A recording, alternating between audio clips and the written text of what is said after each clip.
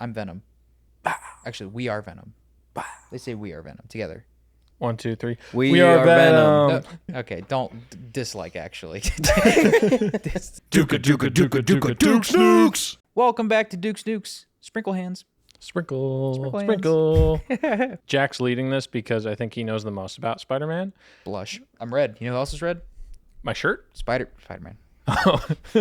This will go into spoilers for all Spider-Man thingies. So, like, the entire Raimi trilogy, the Mark Webb movies, which is the Amazing Spider-Man ones, the MCU, and everything. I mean, I guess, I don't know. I don't think anybody cares. I just was being polite. Spider-Man was created by Stan Lee. What a surprise. Stanley who? Does he have a last name? Besides Lee, like, isn't Lee his last name? Whatever you want. No, I was just confused why you said that. Please don't make me spell out the joke. Please don't make me do it. Spell it out. I got it right away. This is for the audience. And the original, I don't think you did. And the original art and design was done by Steve Ditko, who a lot of people don't know. Was Jack Kirby involved in Spider-Man at all? He probably was, but he wasn't in the creation of it. I could be wrong, but I'm fairly certain in that statement. Actually, a lot of the because a lot of the movies reference a lot of comic stuff. So actually, a lot of the Tobey Maguire movie, the very first one, is very like accurate to the actual Spider-Man origin, like down to the T of like him being like a wrestler for a bit because he gets bitten by a spider. He doesn't immediately become a superhero, kind of like in the movie. He becomes like he does like wrestling stuff, and then it kind of plays out the same way where like there's a robbery happening. And his Uncle Ben gets shot and killed, and then that makes him want to be a hero. So that lore in the Tobey Maguire movie kind of plays out the exact same way. That's kind of how the comic started, was that lore. That was like because I would assume they eventually changed the lore throughout the comics too, right? Yeah. So then for the first bit of it, he's just Spider-Man. He works at the Daily Bugle, and they introduce his rogues gallery like Green Goblin, Doc Ock, and everybody, which I think Spider-Man has the second best rogues gallery compared to Batman.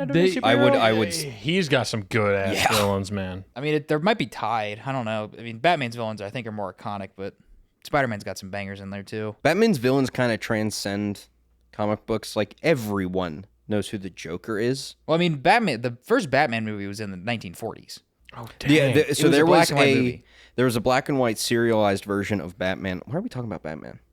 Just go for it. In the 40s, when you went to a movie, you would see what were called serials. So Looney Tunes cartoons, Disney cartoons. Kellogg. And then a Batman serial was one of the live actions. And then he had a series in the 60s, which is very famous. Adam West played Batman. Burt Ward played Robin. When did Spider-Man start coming onto the screen, I guess? Because if that was the 40s... Yeah, the cartoon, but the first official movie was in 2002 with Sam Raimi. But wasn't there a live action show in the 70s?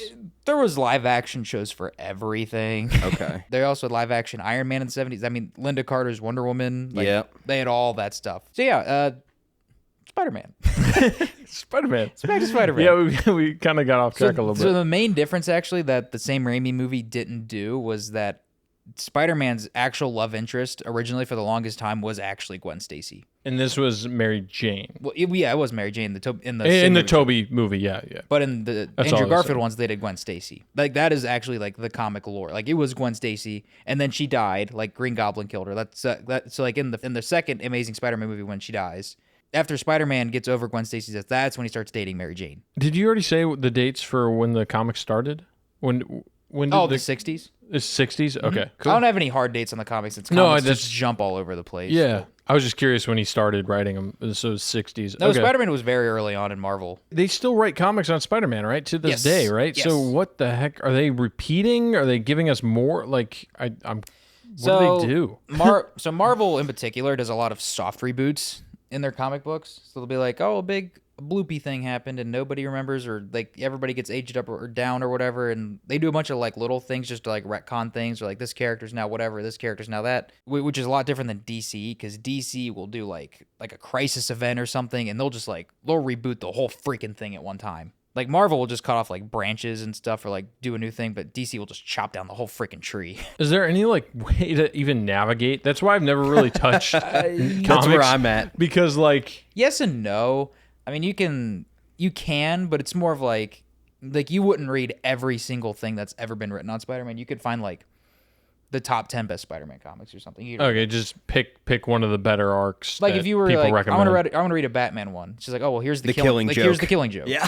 Yeah. Like so. Back to the Gwen Stacy stuff. It's kind of interesting because it's kind of a mix of how they do it. Because like the way they do the stuff in Spider-Man 3 and the Amazing Spider-Man 2 with the Gwen Stacy death. Because like Mary Jane was gonna be in the Amazing Spider-Man 2 movie, but she got cut because there was already too much happening in that movie in the first place. And they actually talk about the new Spider-Man Across the Spider-Verse movie because like they're like wherever a Peter Parker and a Gwen Stacy get together, it just ends badly. Then the Spider-Man comics start getting all over the place when you start getting like the weird 70s stuff. So like that's when they start doing like the Secret Wars storyline, and he goes into space and he gets the symbiote suit. That was the 70s? I could be wrong. So he gets the symbiote suit, and then that turns into Venom. So it's not just like Venom's a thing. It's more of like it's kind of how they do it in Spider-Man 3. I thought Venom was invented in the 90s. Well, then it's probably the 90s. Venom was definitely from the 90s. Yeah, there's a bunch of other weird little stuff. Like there was an arc around that time too, where he had the black suit, where like Kraven the Hunter kills him, and then he comes back to life because whatever. Which that's The also a 90s movie were comic. real big on killing superheroes because that's when the Death of Superman came out too, right? I believe so. Okay. Yeah, no, there's a lot of like when they killed Robin the first time, because they actually had people like mail in their opinions on that, and they were like, should we kill him? And they wrote 2 versions of the story, and more people voted to kill him, so they killed him. Wow. Because isn't there like 3 or 4 Robins? They rotate. They're in the same order even when the universe reboots, because like one turns into like Nightwing, and then the last one's usually Damian Wayne because that's his son. And I love how it's Batman and Spider-Man. We're doing a lot of Batman and Spider-Man. the interesting thing, actually, before we jump off DC again, we'll be back on DC obviously. DC's Earths are actually bigger than Marvel's Earths because like they have like Gotham and Metropolis and stuff, but DC's just like, well, those are just extra cities. We still have like New York and stuff. Would that make Earth Well, I mean, they just say that. bigger? Yeah, okay. There's not a. I don't have I a see what you- ruler. Then there was this other crazy one in the 90s, which is actually people's least favorite comic book line. It's called the Clone Saga. You ever heard of the Clone Saga? No, I've never heard of No. that. What is that? So they bring in like it was before they did Spider-Verse, but they bring in like all these like clones and stuff of different dimensions of Peter Parker, and then they said this one Peter Parker is actually the real Peter Parker, and the Peter Parker that you've been reading about for the past 20 years is not the real Peter Parker. And people were like, this is so stupid. Yeah. What? But yeah, no, the clone thing. So eventually they kind of scrap most of the clone thing, and they're like, actually, the person that we told you was really Spider-Man. We just lied. don't be mad at us. Yeah, and that was pretty much it up until about the early 2000s or so, whenever they started doing Civil War and stuff. What with the comics, what are we kind of in now, I guess? Well, are we still building up to that? Sorry. Yeah, chill out.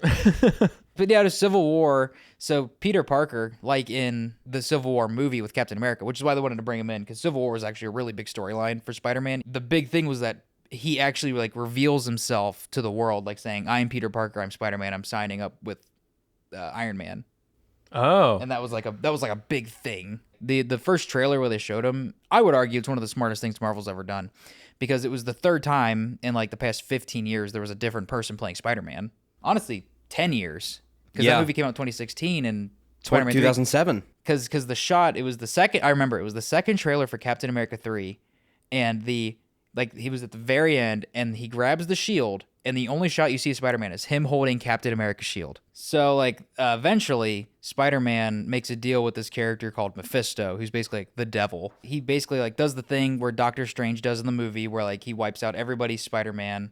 And it like resets everything, and Aunt May comes back to life. But then it also ruined, like, he doesn't get married to Mary Jane. Like that gets crumbled. So he gets Aunt May back and he gets a secret identity, but he no longer is married to Mary Jane. So yeah, then it mostly, it's kind of where it is now. He's like, it's back to normal-ish. And then about I don't know, like 10, 15 years ago, that's when they actually started doing all the Spider-Verse stuff. So the Spider-Verse comics are actually pretty new.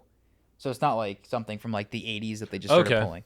It's like that's very recent memory of them doing all the Spider-Verse crazy stuff. But the movies differ from the comics, right? Regarding Miles Morales and that stuff. And yeah, Miles Morales is still a character and everything, but yeah. But it does its own thing in the movie. It's more of just the idea of it's kind of like the stuff we talked about earlier, where it's like the pieces are there, but some of the things are like, this Gwen Stacy's actually Mary Jane, or whatever, this character actually did this or something, which I think is fine. I don't think that things need to follow things directly. Just make something good. Luckily, Spider-Man's a character that like his his costume actually can transcend and can actually like, be used on screen properly. Because like there's some characters you just can't, like, you can't have like the Hawkeye costume. Like the giant purple thing where he looks like a bird, or like the original Falcon costume where he looks like a giant red bird, and he has like it's like in the event like Falcon has like a little like drone thing called Red Wing. Mm-hmm. In the comics, it's just an actual bird. Oh, what? Called Red Wing. Really? He's got a little falcon with him. Oh, that's awesome. It is cool, but it's like you can't do that in a movie. No, that'd be weird. That'd be stupid. Like if they did it animated. Dude, I swear. See, then it works. This stuff animated works. Oh, absolutely. It's so much better. That's why that's why a lot of the good comic book stuff is usually animated.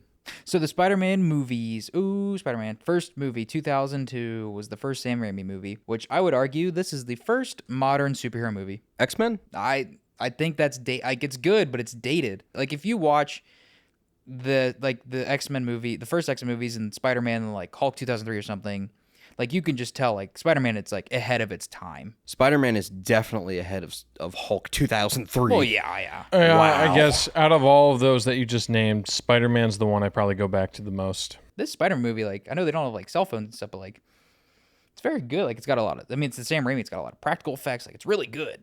Well, when Green Goblin's using his bombs and all the people are turning into skeletons. That's pretty good. That's a good thing. It's kind of it's early 2000s CGI, but it kind of works. I mean, the Sam Raimi movies have also just become like cult classics. I mean, that's what Sam Raimi does. It did well, right? It did well. It got Well a enough to sequel. get 2 sequels, yeah. Did you see a Hulk 2003 sequel? No. You did not. So that Spider-Man 2 came out and it was 2004. I mean, it's just same thing. Like, I mean, it just built on what the first one did so well. And I mean, people like Spider-Man 2 more than Spider-Man 1. Doc Ock's in it. I was going to say, what one was, okay, Doc, yeah, that was great. Like Doc Ock was great. The scene with like the train. What's that famous line from that one? The holding the power of the sun in the palm of my hand. Yeah. The power of the sun in the palm of my hand.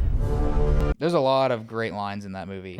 The shot where like it like zooms into like Doc Ock's like sunglasses. You remember that one? Dude, so many cool shots. Thank you, Sam Raimi. Spider-Man 3 came out in 2007, which had a lot of studio interference. Yay! Yeah, they threw so much crap into that movie. I remember rewatching it not too long ago. There's a lot happening. So yeah, and then we'll go into the Mark Webb's new reimagining of Spider-Man that came out in 2012. Woo! So they were actually going to make Spider-Man 4 before they rebooted the whole thing. It was supposed to release in 2012, I think. So they just restarted. And they thought they would just be more financially stable just to reboot the whole franchise. Oops.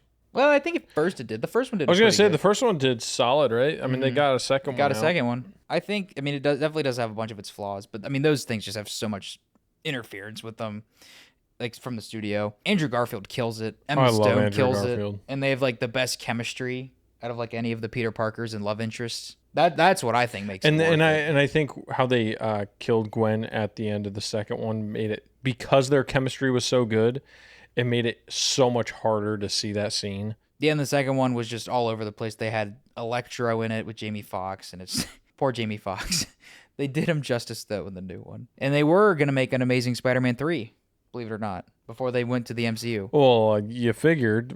I mean, it felt like a that trilogy. was going to be the Sinister Six movie, right? Probably because they were setting that up. Mm-hmm. Because they had the Rhino in it too. I love Andrew Garfield, but yeah, they fall flat for sure. Those movies do. They have good, like Andrew Garfield doing Spider-Man stuff is always so good though. Oh, I love him. Like he's probably the best actor of the three. Like when he he saves the kid, and he like makes the kid put on like the mask, and he's like having him climb up like the car. Or in the second one when like those kids are like bullying him, and he like fixes the kid's like science project and stuff. And at the end of the movie, he's like, "Hey, you're Spider-Man, but I'm actual Spider-Man, so maybe like get out of the way in front of the giant robot Rhino." Yeah. And then 2 years later, Spider-Man was rebooted to join Captain America in Captain America 3: Civil War with Thomason Holland, the youngest looking Spider-Man so far. He actually feels like a kid. I think he was like 16 or 17 playing a 14-year-old in that movie.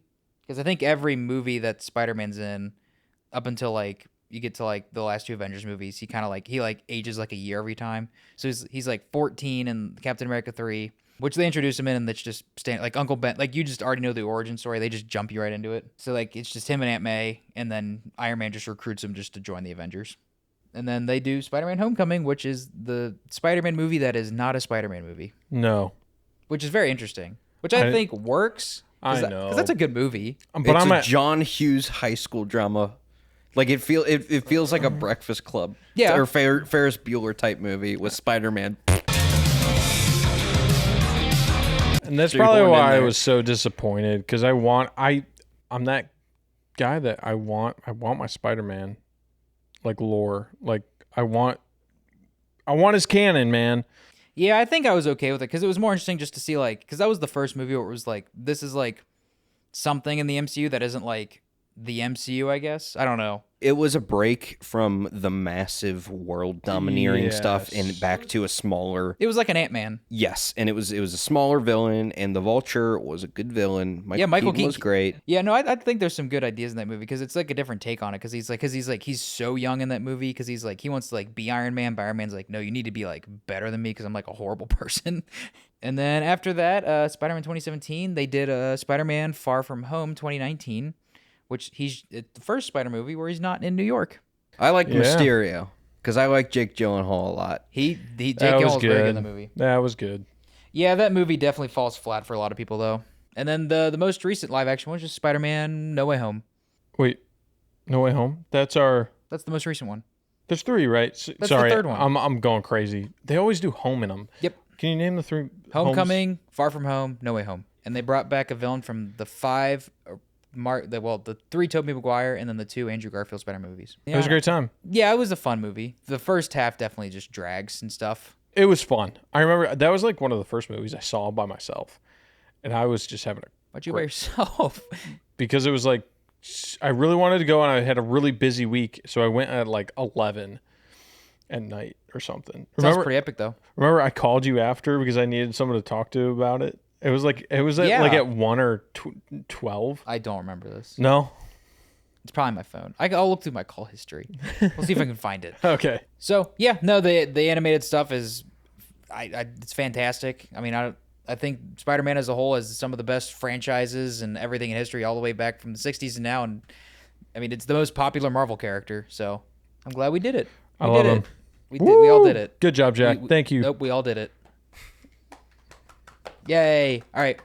Well, thank you. Goodbye. Yeah. Like and Spider-Man. subscribe. Goodbye. Boy. Goodbye. Spider-Man. Love noise.